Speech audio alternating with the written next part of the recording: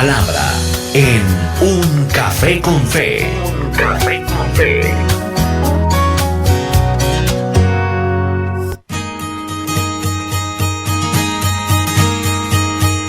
Aquí estamos en el Café con Fe, en la palabra que es tan importante para nuestro día, para iniciar nuestra jornada, esta palabra que nos ayuda a seguir adelante.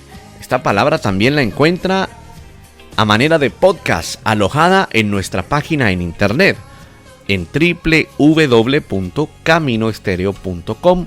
Un tiempo especial para disfrutar de lo que el Señor quiere hablarnos. Hay momentos donde el desespero, hay momentos donde el cansancio, hay momentos donde los momentos difíciles o la carga se hace tan pesada que muchas personas han sentido el deseo de dejar de existir, el deseo de morir. No sé si en algún momento alguno de nuestros oyentes ha querido dejar de existir por diferentes motivos. Personas de diferentes edades, personas de diferentes grupos étnicos, con diferente personalidad por diferentes razones. Cada uno que desea morir, no existir más, llegan a la conclusión de que tal vez dejar de existir es lo mejor para ellos, que es mejor dejar de existir que la vida. Y la verdad es que se necesita valor, estimado amigo, para sacar a la luz ese tipo de pensamientos secretos, pensamientos que se gestan allí, en el corazón, en la mente, y que son pensamientos secretos de muerte. Muchos otros no pueden quizás identificar el sentimiento o lo que viven o lo que sienten. Todos en algún momento, estimado oyente, hemos sentido el deseo de no existir cuando vienen problemas o cuando vienen dificultades. Quizás muchas veces usted ha sentido ese deseo. Es muy común en medio del sufrimiento o en medio de aún las diferentes pruebas a las que es sometida una persona en la parte espiritual. Muchos no logran identificar ese tipo de pensamientos o sentimientos. La mayor parte del mundo ha sentido impulsos, pero conocemos que en la Biblia también existieron hombres que aún desearon ya no existir más. El caso de el profeta. ¿Recuerda usted la historia? Si quizás usted, amigo oyente, en algún momento le ha pedido a Dios que le quite la vida, una de las primeras verdades que se deben comprender es que no estamos solos. Y que si bien la mayoría de personas ha tenido en algún momento un sentimiento como este, debemos entender que Dios no nos ha dejado y que no estamos solos. Dios escucha estas peticiones antes y por diferentes razones, en diferentes momentos, hombres y mujeres de Dios han orado para ser llevados. Las oraciones que encontramos, por ejemplo, en las Escrituras, no solo provienen de santos normales o hombres normales como nosotros, sino de los que menos uno esperaría que lucharan en esta vida. Líderes, héroes del pueblo de Dios. Vamos a ver algunos, entendiendo que Dios nos ayuda, que Dios nos sustenta y que Dios nos sostiene. Algunos hombres de Dios cuyas oraciones plasmó el Espíritu Santo. ¿Para qué? Para recordarnos que nosotros no estamos solos. Y lo repetimos hoy, no estamos solos. Y más importante aún, estimado amigo, estimado oyente, para dar testimonio de cómo nuestro bondadoso y misericordioso Dios trata con los suyos en los momentos más bajos, en los momentos de más angustia, en los momentos de mayor adversidad. Usted tal vez ha pasado por momentos duros, difíciles como estos. La Biblia dice en Job expresando todo lo que estaba ocurriendo a su alrededor, dijo en Job capítulo 6, versículo 8 y versículo 9, ¿quién me diera? Exclamaba Job, ¿quién me diera que mi petición se cumpliera? Que Dios me concediera mi anhelo, que Dios consintiera en aplastarme, que soltara su mano y acabara conmigo. Ese era un deseo de morir, indudablemente, que la Biblia lo registra como una oración de Job. ¿Sabe qué es lo interesante de la Escritura, estimado oyente? Que la Escritura no se guarda nada, que la Biblia siempre presenta absolutamente todo. La Biblia no guarda los momentos grises u oscuros de los personajes bíblicos. La Biblia muestra las vivencias como son. Las vivencias como las afrontaron estos hombres. Las oraciones angustiosas por la muerte son más comunes de lo que nosotros pensamos. Es como llegar al invierno de la vida. Job, un hombre justo, un hombre que no tenía nadie como él, exaltado por Dios. Dios mismo se goza de todas las cualidades que tenía Job. En un momento está sentado sobre cenizas, está con su piel llena de llagas, está rodeado de amigos que lo están acusando y siente que su corazón está pesado, que él ya no lo puede sostener. Era lo que sentía y lo que vivía Job en ese momento. Y de las ruinas de una vida anterior surgen como fragmentos, como pedazos, como trozos de oración. La riqueza desapareció, los sirvientes murieron, tenía muchos sirvientes, tenía muchos recursos. La Biblia dice que sus 10 hijos quedaron enterrados bajo una casa porque un viento derrumbó ese lugar, mueren allí. Job se tambalea de dolor, Job maldice el día de su nacimiento. Dice, por ejemplo, perezca el día en que yo nací y la noche que dijo, un varón ha sido concebido. Eso lo dice Job capítulo 3, verso 3. O sea, vivía amargado, había caído en un pozo desesperante. Él reflexiona en voz alta y dice en otro pasaje del capítulo 3, pero en el verso 22, del verso 20 al verso 22, él dice, porque se da luz al que sufre y vida al amargado del alma. A manera de pregunta, ¿por qué se da esa luz al que sufre? ¿Por qué se da vida al amargado del alma? A los que ansían la muerte no les llega, cavan por ella más que por tesoros, que se alegran sobremanera y se regocijan cuando encuentran el sepulcro. Él está reflexionando, él está queriendo morir. La muerte no le llega. Estimado amigo, quizás usted, como Job, ha tenido que sufrir una gran pérdida.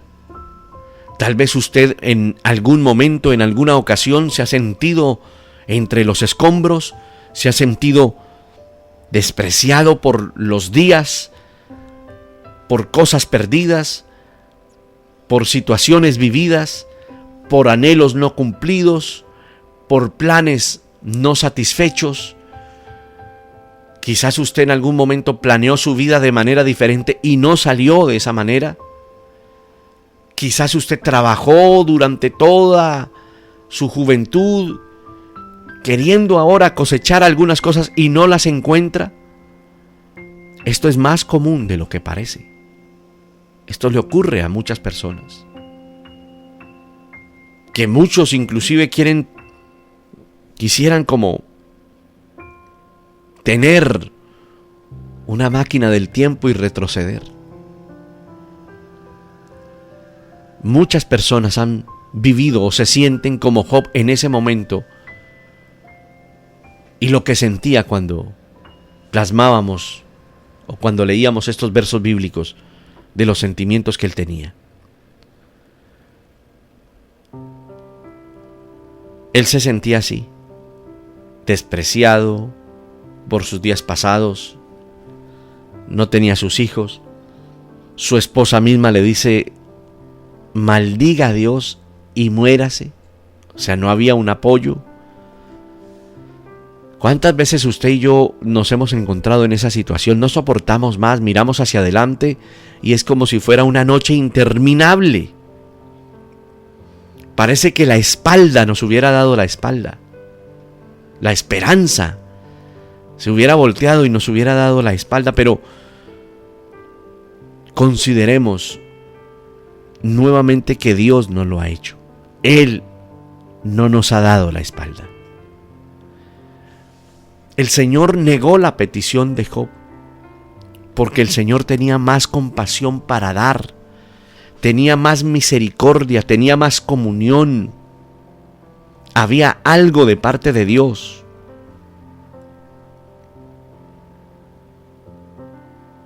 Había nuevas cosas para Job. Job, en su amargura y en su decepción en ese momento, no lo entendía. Pero el Señor sí conocía todo su plan, entre otras cosas porque el Señor conoce toda nuestra vida, conoce nuestro inicio, nuestro final. Entonces el Señor sí conoce todo. Job no se imaginaba que vendría a una vida de crecimiento después. Él estaba centrado en su sufrimiento. Job era incapaz de imaginarse cómo una vida podría llegar a glorificar a Dios luego. Santiago lo menciona en su carta. Cuando habla en el verso 11 del capítulo 5 en la carta de Santiago, y él dice: miren, tengamos por bienaventurados a los que sufrieron. ¿Han oído de la paciencia de Job y han visto el resultado del proceder del Señor? Que el Señor es muy compasivo y misericordioso. Diciendo y explicando Santiago que el Señor es compasivo aún en nuestros momentos difíciles y cuando sentimos que no, Él es compasivo. Puede que algunas personas que sufren no encuentren consuelo en el final, como en un cuento, porque cuando usted termina de leer Job, usted dice: uy, impresionante Dios cómo lo restituyó. Dios restituyó absolutamente todo. Pero usted y yo somos restituidos con nuestra vida en Cristo. Y es ahí donde tenemos que centrarnos. Y es en esto donde en realidad tenemos que creer. Que tenemos que seguir creyendo, que tenemos que seguir confiando. Que esa noche oscura que tal vez usted está pasando es con un propósito. Dice la Biblia, cuando Pablo le escribe a los corintios, les dice: esta aflicción leve, esta aflicción pasajera, está produciendo en nosotros un eterno peso de gloria que sobrepasa toda comparación. Los que sufren tal vez leen este versículo y no lo creen, pero es así. Las cicatrices van a sanar, porque es el Señor el que guarda la vida de sus hijos. Él es nuestro guardador. Moisés fue otro hombre que en algún momento se cansó. Moisés en el libro de Números le dice a Dios, hablando con Dios, le dice: y si así me vas a tratar, te ruego que me mates. Si he hallado gracia ante tus ojos, no me permitas ver mi desventura.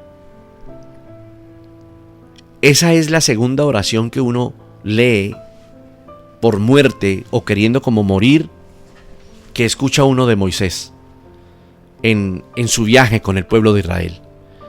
La primera vez que Moisés expresó algo así, venía de interceder por ellos después de que hubo esa rebelión por el becerro de oro. Éxodo 32:32 dice, donde dice Moisés: pero ahora, si es tu voluntad, perdona su pecado, y si no, bórrame del libro que has escrito. Diciéndole Dios: quítame la vida. ¿Por qué? Porque se sentía como un líder agobiado, se sentía un líder hastiado, se sentía un líder frustrado, sentía que su liderazgo, su vida, todo lo que estaba haciendo no tenía sentido. Se siente muy agobiado. El rescatado pueblo de Israel, con las llagas aún curándose y Egipto todavía a la vista, se quejaba de sus desgracias, y esto frustraba a Moisés. Y todas las decepciones que tuvo que vivir mientras él estuvo en el monte recibiendo los mandamientos de parte de Dios, el pueblo se ensoberbecía en pecado. Entonces, cuando él se encuentra con que han construido un becerro de oro, la decepción, la frustración, él quería morirse. Ellos protestaban por todas las cosas, decían: ¿quién nos dará carne para comer? Ahora nos acordamos del pescado que nosotros nos comíamos gratis en Egipto. Nos acordamos de las frutas, de los melones, de las cebollas, de los puerros, de los ajos, pero ahora no tenemos apetito, no hay nada para nuestros ojos, excepto este maná. Imagínese tan decepcionante para Moisés como líder escuchar esto de ese pueblo que estaba viendo todos los días milagros de Dios y que estaba viendo comida del cielo en su mano cada día. Pero ¿sabes algo, estimado amigo, estimado oyente? Que nosotros nos parecemos mucho a ese pueblo. Que renegamos, vemos la bendición de Dios, el milagro de Dios, la mano de Dios, y caemos en esa angustia. Usted y yo lo hemos vivido. A veces la ingratitud deforma nuestra mente. A veces esa falta de fe para creer que Dios puede hacer cosas grandes nos falta. Ellos, en medio de su confusión, ese pueblo en medio de su confusión, creían que cuando estaban en esclavitud recibían un buffet de mariscos, de comida exquisita. Y veían ese pan, ese maná, esa comida del cielo como amarga, como insípida. Yo creo que Moisés no esperaba esto del pueblo. Y eso lo amargaba, atacaba tal vez su fe. Y esos ingratos ponían los ojos en Moisés y murmuraban mientras se amontonaban para hablar de que echaban de menos a Egipto. Y Moisés en algún momento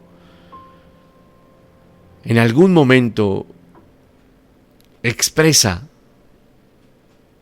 y dice: yo solo no puedo llevar a todo este pueblo, es mucha carga para mí. Por eso le dice a Dios: y si así me vas a tratar, te ruego que me mates, si he hallado gracia ante tus ojos, no me permitas ver mi desventura. Ahí estamos poniendo en contexto del por qué hablaba así Moisés. Pero la respuesta de Dios viene. Note de nuevo esa respuesta bondadosa de Dios.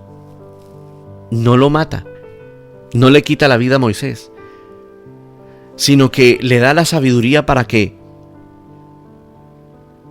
el Señor le da la sabiduría a Moisés para levantar personas a que le ayuden. Ahí es cuando levanta ancianos. Entonces le da 70 ancianos, le da hombres con una medida de parte de su espíritu para que le ayudaran. Dios promete alimentar a Israel con carne, tanta carne que dice la Biblia que les iban a salir por las narices y que iban a empezar a aborrecerla. Querido amigo, si usted está cansado bajo cargas pesadas, si usted desearía morir por todo lo que ve o la frustración, así como la sintió Job, la sintió Moisés, vayamos al Dios de Moisés. Apoyémonos en ese Dios de Moisés, en ese Señor que nos ayuda, en ese Padre compasivo que nos puede proporcionar ayuda para aliviar nuestra carga, para levantar nuestros brazos, para darnos la victoria. Es decir, el sentirse así, podríamos decir que ocurre y que es en cierta manera normal, pero cuando eso venga, acuda a Dios, porque Él tiene otros planes, planes de vida. Hay otro ejemplo. Le dice Jonás, estoy recordando ahora que le dice Jonás, te ruego que me quites la vida. Mejor es la muerte que la vida, cuando Jonás se lo expresa a Dios en el libro del profeta Jonás. Jonás, que fue un profeta sin misericordia y como que desconcierta nuestra vida cuando lo leemos. Parece que saliera una determinación insensible de que Nínive fuera salva. Nínive, que era la capital de los enemigos de Israel, los asirios.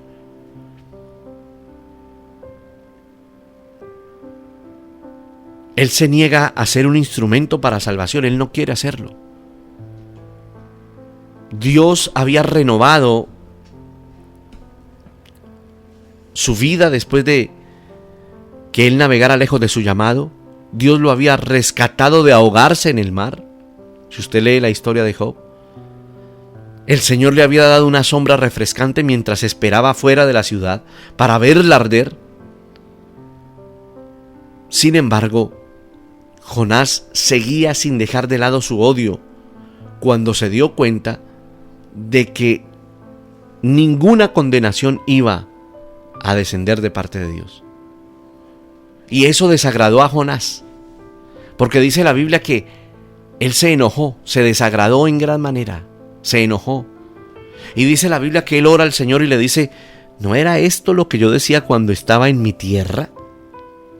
Por eso me anticipé a irme para Tarsis, porque le dice, yo sabía que tú eres un Dios clemente, que tú eres un Dios compasivo, que eres un Dios lento para la ira, que eres un Dios grande, rico en misericordia, que te arrepientes del mal que has anunciado. Y por eso él le dice, te ruego que me quites la vida, porque mejor es la muerte que la vida. Él se siente desesperado. Él no quería que Dios actuara de esa manera. Los asirios eran un pueblo brutal y fueron brutales con el pueblo de Jonás. ¿Cuántas veces usted ha querido borrar de la faz de la tierra a aquellos que le han hecho daño? Y se carga y se llena de odio contra ellos. Pero el Señor nos dice que debemos responder con paciencia y con compasión. Y así como Él le dio sombra a Jonás, Él también nos dará sombra. O sea que, estimado amigo, uno no tiene razón para enojarse y querer morir, porque el Señor, que conoce todas las cosas y que es soberano, tiene un plan. ¿Cuántas veces hemos orado por eso? Por querer dejar de existir. ¿Cuántos de los que oyen le han dicho alguna vez a Dios: Dios, quítame la vida, ya no quiero existir? Eso suena insensato y es insensato. Es necesario el arrepentimiento. Acudamos a nuestro Dios para que nos ayude a entender. Acudamos a nuestro Padre para que nos ayude a que entendamos que debemos vivir, y aun cuando hay carga y hay dificultad y hay rencor, a vivir en perdón. Por eso el Señor enseña a orar y dice: perdona nuestras deudas, como también nosotros hemos perdonado a nuestros deudores. O sea, hay un sinnúmero de ejemplos. Le pongo otro: Elías. Dice la Biblia que Elías tuvo miedo. Se fue, se levantó y se fue para salvar su vida. Cuando él escuchó lo que había dicho la reina, el rumor, y él le dice a Dios: toma mi vida, yo no soy mejor que mis padres, llévatela. Él le pide a Dios que le quite la vida. Ahí nos parecemos mucho a ese profeta, a Elías en ese momento. Y Santiago lo registra y dice que Elías era un hombre de pasiones semejantes a las nuestras, pero oró para que no lloviera y no llovió sobre la tierra por 3 años y medio. O sea, nos parecemos mucho al profeta. ¿Por qué? Porque la Biblia dice que era un hombre de pasiones semejantes a las nuestras. Ahora, note que ese momento llega después del mejor momento de Elías. El profeta había ganado el enfrentamiento con Acab, había ganado el enfrentamiento a 450 profetas de Baal. Dios hizo llover fuego delante de todo Israel para mostrar que un verdadero Dios y un verdadero profeta estaban entre ellos. Cualquiera podría decir, después de esos momentos tan victoriosos, venir y desear la muerte. Algunos no lo entienden, y seguramente usted, cuando leyó ese pasaje de Elías y lo ha leído, usted dice: pero después de esa tremenda victoria, pues nosotros nos parecemos mucho a ese Elías. Él corre, celebra, pero después de que Jezabel se entera de que murieron esos 450 profetas de Baal, ella jura, dice: juro añadir a esa lista a Elías, y lanza como una amenaza, pero en realidad era un rumor. Y dice la Biblia que Elías sintió miedo y se fue para salvar su vida. Ese profeta perseguido se va al desierto, se esconde, se sienta debajo de un árbol, intenta dormir y ora para no despertar. Él quiere morirse. ¿Cuántas veces usted ha querido hacer eso porque las cosas no han salido? ¿Es usted de los que ora para que la muerte se acerca porque ya no quiere seguir? El Señor dijo: no teman a los que matan el cuerpo. Después de esto no tienen nada más que puedan hacer. Temamos a nuestro Dios. La historia de Elías nos invita a examinar nuestro último año, nuestro último mes, nuestra última semana, nuestro ayer, para que con la ayuda del Señor busquemos razones para seguir confiando en nuestro Dios. Nos amargamos por tantas cosas, pero se nos olvida que Dios hasta hoy ha tenido misericordia de nosotros. Confrontémonos con esto, cada uno de nosotros. No por el hecho de hablar de esto quiere decir que este que les habla no vive eso. Por eso hablo de todos. Todos. Pensemos en lo misericordioso que Dios ha sido para con nosotros. Nos ha ayudado. Dios, cuando Él quiere morir, cuando el profeta Elías quiere morir, lo trata con compasión. Como que deja que duerma debajo de ese árbol y luego lo levanta y le da comida. Le proporciona comida fresca. le da provisiones para el viaje y le dice: levántate, hay mucho que hacer todavía. Es como si Dios estuviera sonriendo, extendiendo su mano y diciéndole: ya, yo te amo, levántate. Yo tengo algo especial para ti. Y él siguió adelante. Dios tiene un plan. Dios tiene un plan. Aquí en los momentos de dificultad, digámosle: Señor, ayúdame. Ten misericordia de mí. Clama por esa misericordia. ¿Tú qué crees, que el Señor no conoce tu situación de hoy, en este momento? El Señor la conoce. El Señor conoce lo que usted está sufriendo, lo que usted está viviendo. El Señor conoce la situación adversa que tal vez usted está en este momento viviendo. Él no es ajeno a esto. No deje que esto se anide y tome fuerza en su vida. Vaya a Dios. ¿Es normal? Sí, en medio de dificultades pueden venir estos sentimientos. Pero la respuesta correcta del Hijo de Dios es venir al Señor y meditar en su fidelidad. Cuando vengan los momentos difíciles y pienses que todo está mal y que no hay salida, te invito para que juntos vengamos y pensemos en la misericordia de Dios. La misericordia del Señor ha sido buena. Su amor ha sido tan bueno, ha sido tan especial. El Señor no ha dejado de ayudarnos, no ha dejado de trabajar en nuestra vida, y a veces se nos olvida que Él nos ha ayudado, ha trabajado por nosotros, ha tenido misericordia, no ha tenido en cuenta nuestras faltas, no ha tenido en cuenta nuestros pecados.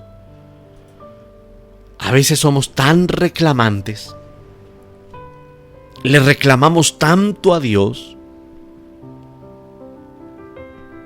como si mereciéramos algo. Amigo oyente, no merecemos nada. Y Él nos ha dado todo. No merecemos ni siquiera estar vivos con tanta desobediencia, y Él nos ha mantenido con vida. A veces pretendemos que Dios nos debe a nosotros, pero estimado amigo, esto es al contrario. Nosotros en realidad le debemos a Dios. Es diferente, es muy diferente. Demos gracias a Dios por lo que Él ha hecho en nosotros y levantémonos en agradecimiento.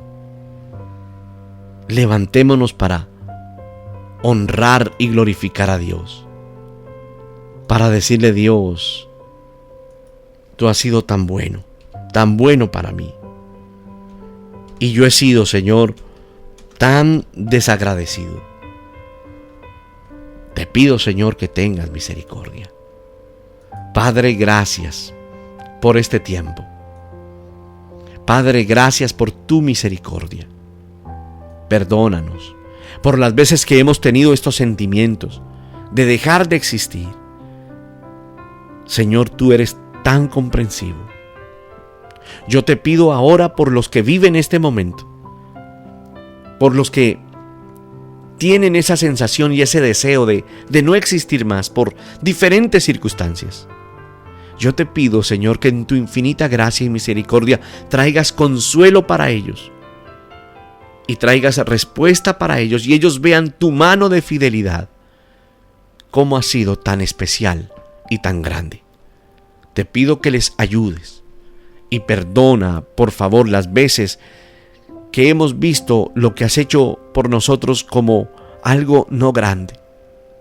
Señor, tú haces cosas especiales y sobrenaturales y grandísimas misericordias sobre nuestra vida. Así lo haces. Así lo creemos hoy. Te pedimos que nos ayudes a seguir adelante. En el nombre de Cristo Jesús. Amén.